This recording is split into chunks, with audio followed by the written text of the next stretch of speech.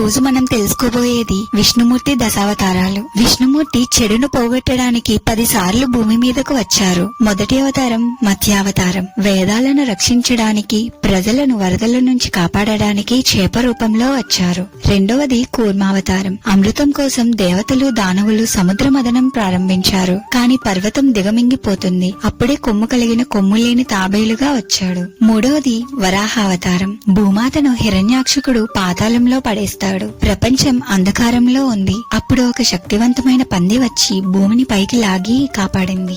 నాలుగవది నరసింహావతారం. పాపానికి పరాకాష్ఠ హిరణ్యకశిపుడు. ఆయన కుమారుడు భక్త ప్రహ్లాదుడు. తండ్రి దైత్యుడు, కొడుకు విష్ణు భక్తుడు. తనను నమ్మిన ప్రహ్లాదుడిని రక్షించడానికి నరసింహావతారంలో వస్తాడు. ఐదవది వామనావతారం. బలిచక్రవర్తి అహంకారాన్ని తగ్గించడానికి చిన్న బాలుని రూపంలో వచ్చి 3 అడుగుల్లో విశ్వాన్ని కొలుస్తారు. ఆరవది పరశురామావతారం. అధర్మంగా పాలించే రాజులను శిక్షించేందుకు పరశురాముడిగా జన్మించారు.